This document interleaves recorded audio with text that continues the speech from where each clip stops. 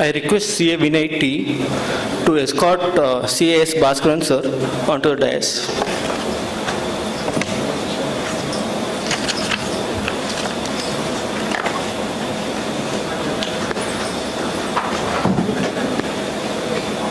CA Baskaran is the Group CA of Ozone Infra Developers Private Limited. As the CEO, his prime responsibilities include strategizing, risk mitigation, developing new business opportunities, and driving the company's growth to the next level. Mr. Baskaran is a qualified chartered accountant and a cost accountant. He has over 20 years of professional experience in managing revenue and profitability, investor relationships, debt control, as well as various facets of business. Mr. Baskaran was awarded the most influential CFOs of India by CIMA during the period June 2016. He was nominated as Best CFO for Investor Relationship Managing during the year 2010 by institutional investors. He was a rank holder in the final exams conducted by ICWA. With this small briefing, I call upon you, sir.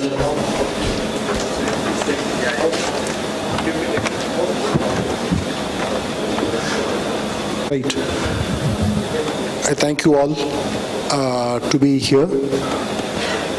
The most important thing is to speak in the last session and also on a subject which is a little bit gruel or bore, right?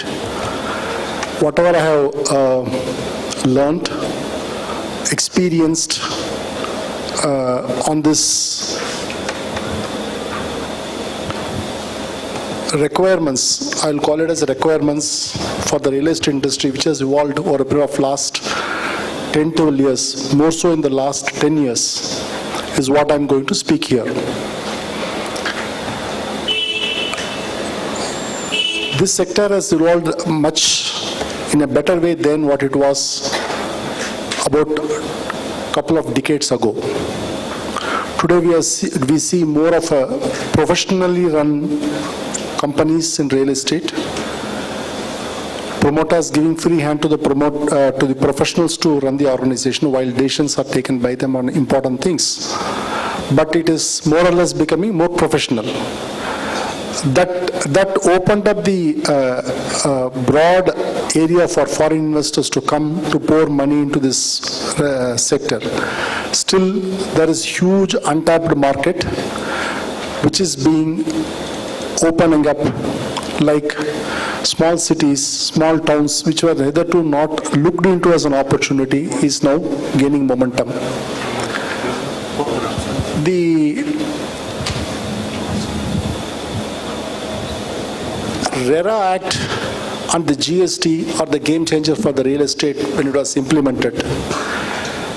It took almost a couple of years for each and everyone, including the people who implemented, to understand how it is going to be followed.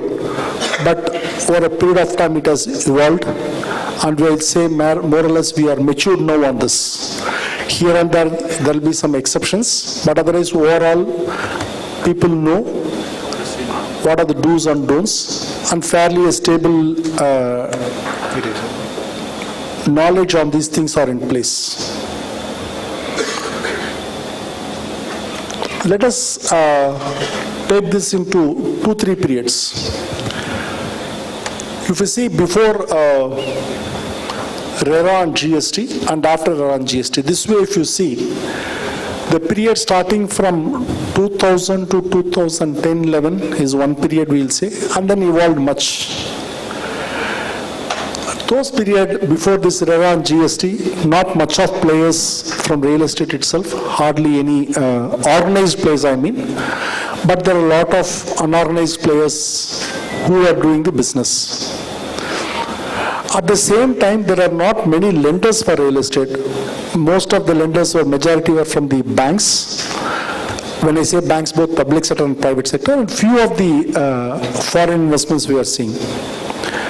But gradually, post the real estate pickup after the IT boom in the year 2002 to 4, 5 onward, that period, things really opened up.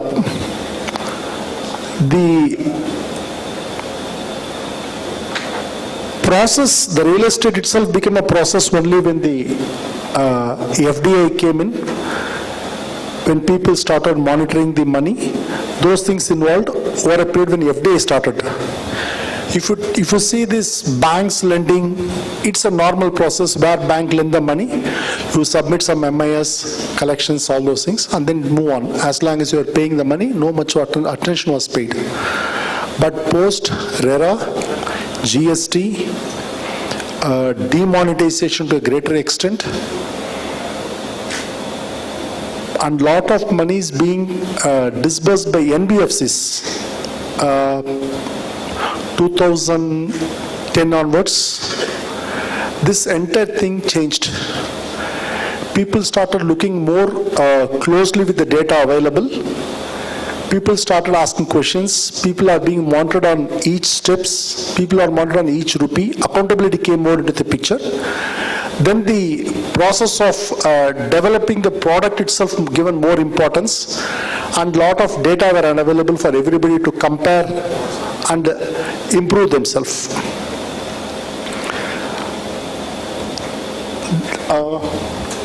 It's ready? Okay.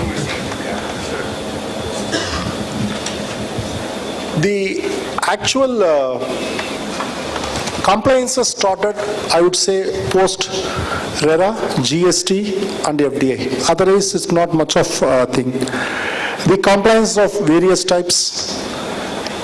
You talk about statutory compliances, non-statutory compliances. Statutory compliances, people who are covered in the earlier session were covered. Filing returns under GST or RERA. Those similar compliances were there earlier to these acts, but now the number of compliances increased. When we are doing one, now we have to do 2 or 3. So your time spent detailing has gone up, which includes cost and time. It has got an effect. And with the government computerizing all the activities, it's not anymore possible for us to, any of those in the real estate sector, to just play around. Under the VAT regime, you are filing returns manually.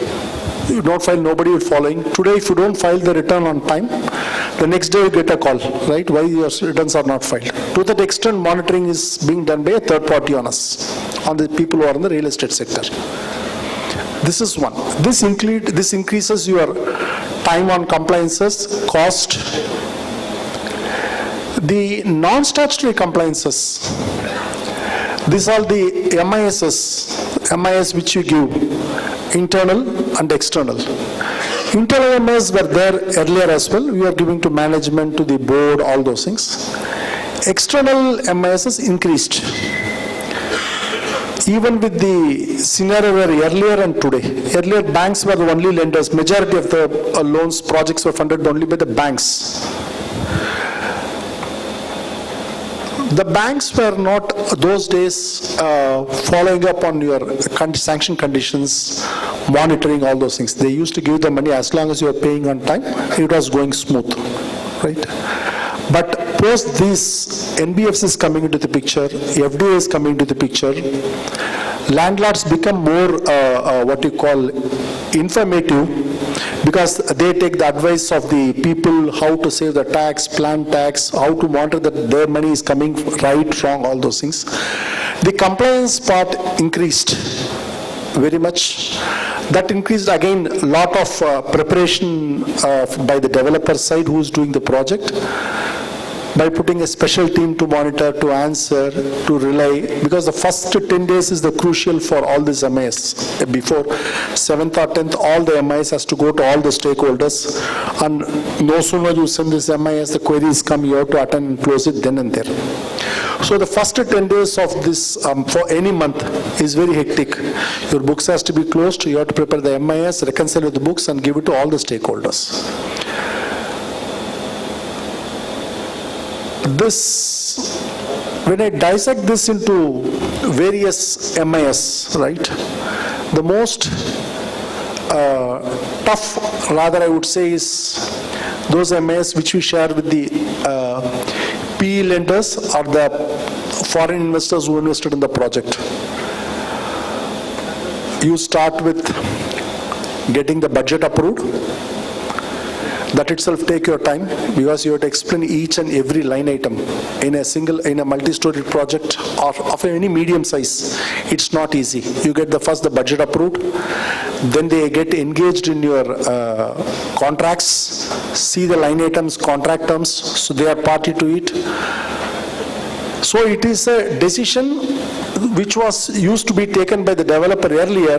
Now somebody is monitoring that as well. So you are on a watch 24/7. After this is done, when the project kick starts, then comes the sales parameters, construction parameters, collection parameters, cost parameters, finance parameters. After this, first you get a budget approved. Budget approved itself is a big task. Each and every line item is being questioned and budget is prepared, approved. And then month on month, your budget is being monitored. Again, all this happen within the first 10 days. Because everybody wants to close in first 10 days, then they go back, do the homework. Because these P guys invest in 5-6 companies. They do a comparison among this project to this project. They come and give why you are not doing like this, why somebody is doing like that, why cost cannot be. So you are on that treadmill 24/7 when you are with FDI company, FDI investments or PE investments or NBFC investments. 24/7, right? So first you have to give an annual budget, you dissect that into monthly budget and get that. Then monthly budget is monitored on monthly basis. Every month, following month, first 10 days, this is done. Apart from this, day-to-day calls, you get from them what happened to this, what happened to this, go for approval, all those things. This budget itself is a big exercise where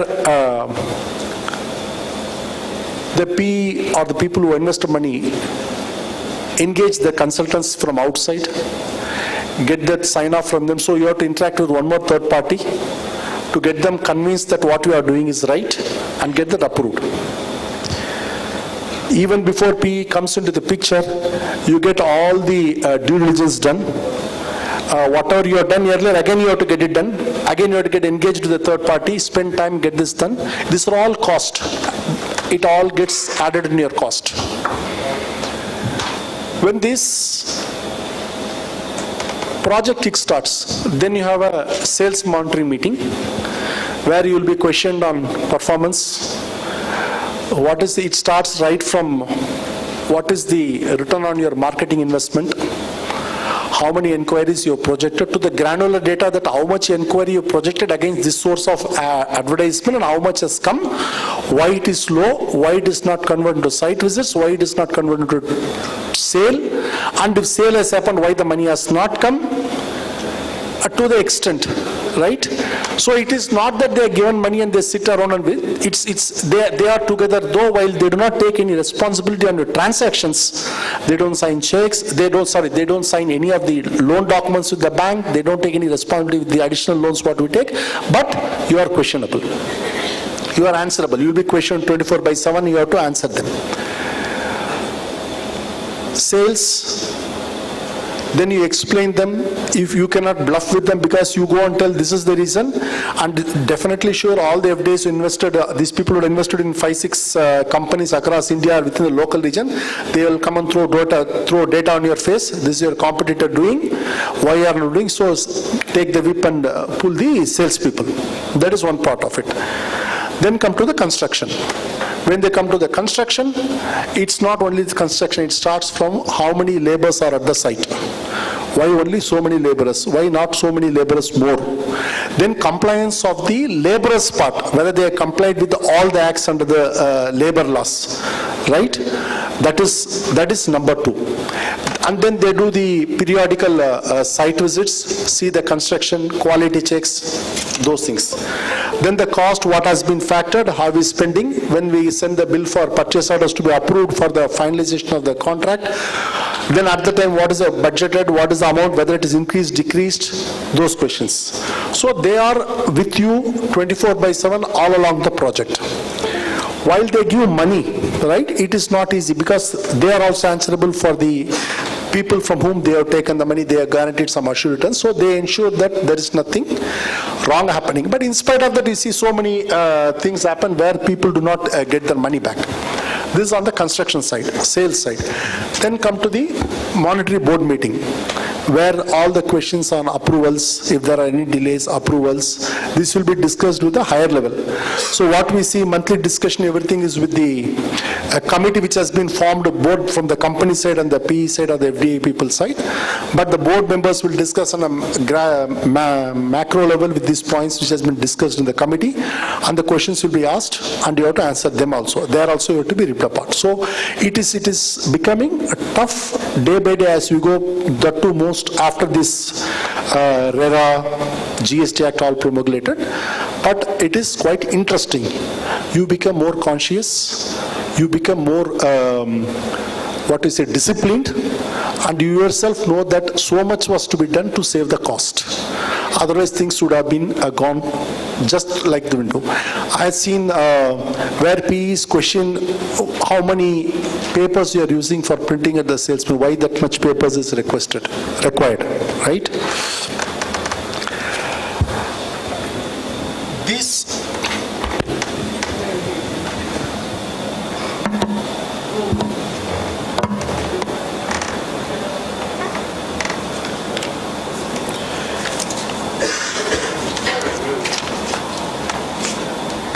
So as I told at the beginning, the statutory compliances and the non-statutory compliances. When it comes to statutory compliance, more or less might have been covered in my earlier session under GST and RERA. And as far as non-statutory compliance, one for the banks, if you take, they are all different. When you take from the bank, there are certain set of compliances. When you take from NBFCs, there is a different set. When you take from, when you take from the investors, the different set. And apart from that, if it is a JD land, you have to give MIS to the landlords. So all are different. More or less, the data will be same, but the way you present is different. So you need to maintain different set of MIS for different set of people, which includes your workload, which includes your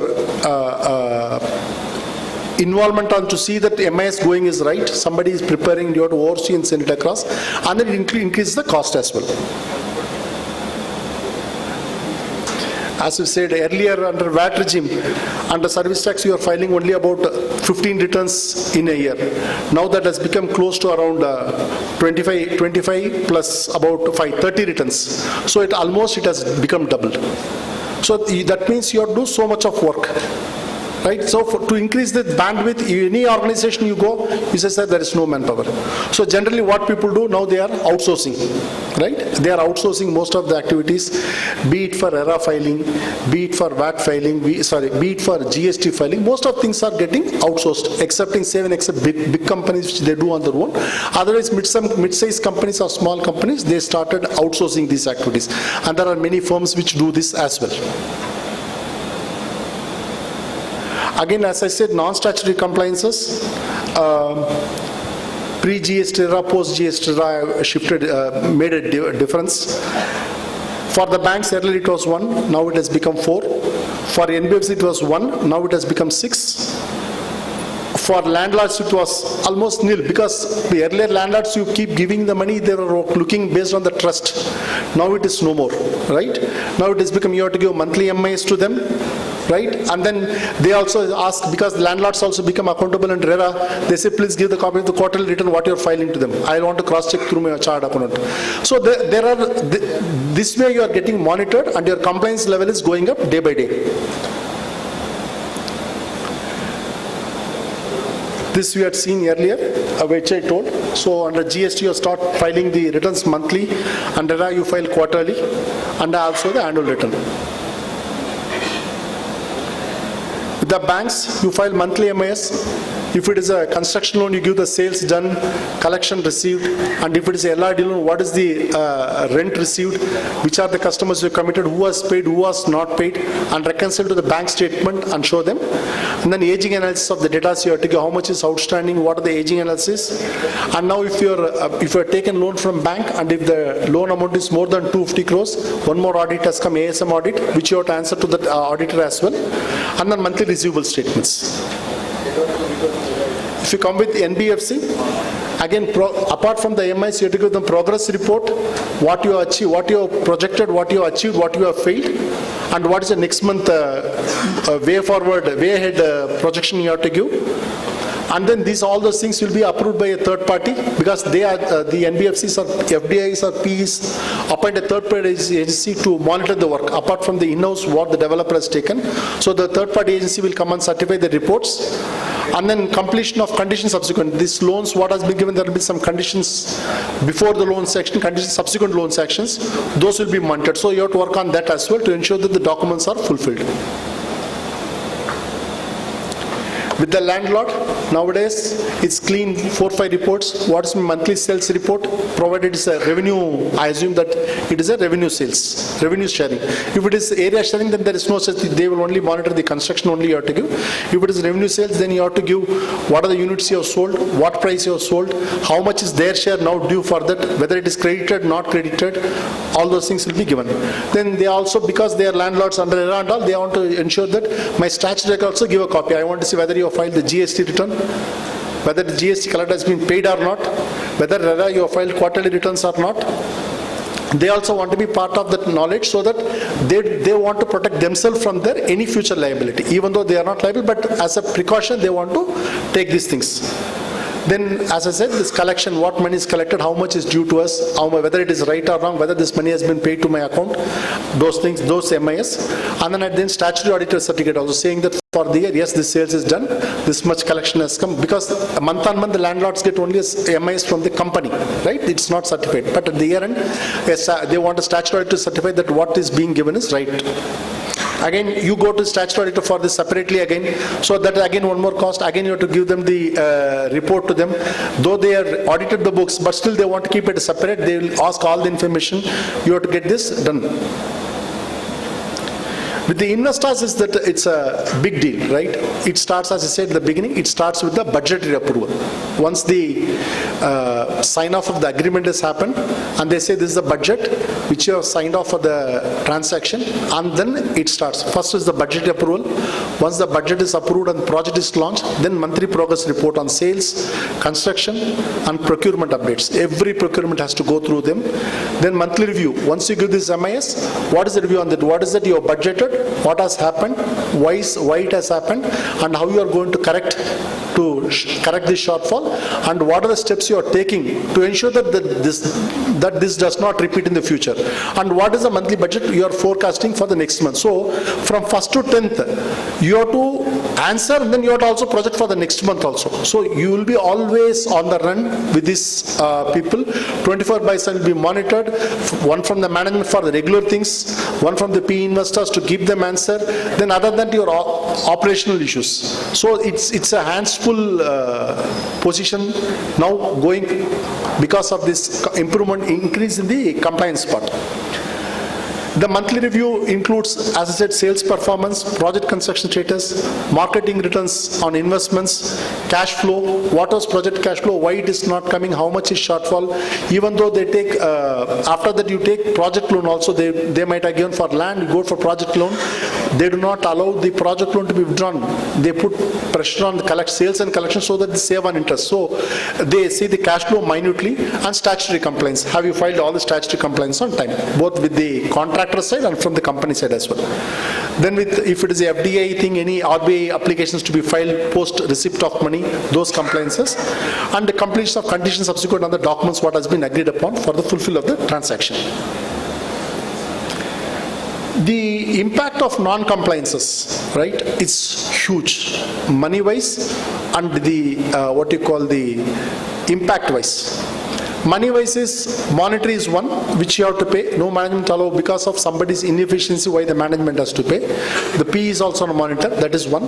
The other one is impact is, you come in the watch line of the statutory authorities. One time you come in the watch line, they keep on continuously monitoring you more than that. So you see added pressure on that.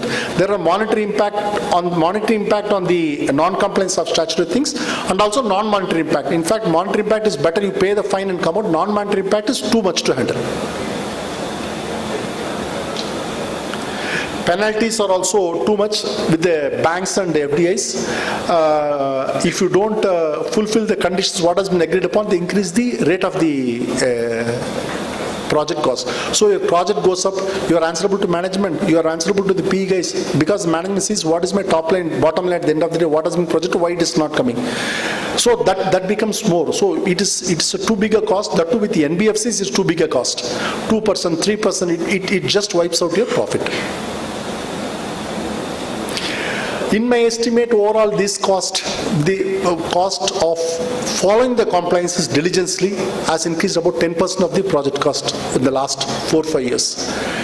It involves putting a separate team to handle this, to monitor this. It's a big team. It's based on the size of the project. In mid-size to large size, it starts about somewhere about 5-6% and goes up to 10% of total project cost. That much work is there in this to ensure that there is no non-compliances and all the conditions are met properly and your project is also going smooth. This much effort is there, and this has evolved. All these things has evolved over a period of say about 10 years, 5-10 years. After this 5 to 10 years, over the last period of 5 to 10 years, this has involved much in the industry, and going forward, this will become what you call best followed principles, and real estate will be the one of the industry which will be most welcomed by the people, because in my estimate, in next 5-10 years, we will have only about select few developers across India who will be doing the business. The price of the product is going to go up. It's already going further, because the developers who are going to do the project is going to be very limited in each city, and they will rule the market, because it's getting tough day by day to do business on the statutory side, on compliances side. It's become very tough day to day, because too many things getting added day on day basis. It is good. So you have to have a professional setup. Those time where contractors used to be builders, all those things will go. Today you'll have only two types: big developers who will do big project, or a medium developer who will do 1 or 2 small projects, but they'll continue doing it. They'll not be out, but they'll doing it. So the people, the purchase home buyers will go to the developers who are repute and who are doing big projects, because they give to all comforts and all those things. So the market will move to that side. When the market is moving towards that side, that price automatically goes up, because it comes with the fully compliant project and lot of what you call less non-compliances, less of not following the statutory things. So the customers also will be ready to pay 5 or 10 rupees extra to a product which is more coming with more. Having said that, do we expect a consumer complaint free product? No, it is not. As this increases, this also will keep increasing, because the customer level also, customer expectation also keeps going, right? So you will see a balance of both, but the customer activism also will move up, and the developer also move to the next level. So this, how to mitigate these things, okay? How to mitigate these things, that is the thing. One, is it possible for everyone to do everything on their own, right? Is it possible for everyone to do everything on their own? The answer is yes or no. Why yes? If you are a big organization where you can afford to do, then you have your own team, you do everything. But today, is it the position? I would say no. There comes off, you people go and take the advice of the chartered accountants, consultants, RERA, all the where today it is available much more than what was about 5-6 years or 10 years before. So, and it is available at a reasonable cost also, right? So today, the best solution is, even if you are aware of the solution, it is nothing wrong, take a second opinion. As Mr. Narayan Murthy says, if you are in doubt, please disclose, right? So if you have doubt, please go and take a second opinion, so that we are not on the wrong side of the law. The years to come, compliance is going to score high on the requirement part, not on the business. Compliance is going to score on the high on the business requirement. If you are compliant on all angles, I can assure you that money will come to your door at a lower cost. If you are non-compliant, first of all, money will not come. If it comes, it will come at higher cost, where you will not be able to justify the price what you are going to pay. So it is better to be compliant, and even if it is a pain today to incur cost or pain to go take consultants, it's better to do that. If you put a house in order when you're in a small size today, if you're a small size today, if you want to go big, please take the advice, please take the consultants' advice who are there available, who can help us to put system in place. If that happens, I can rest assured this sector is going to grow, and everyone who is in the sector follow this thing will rock. Thank you.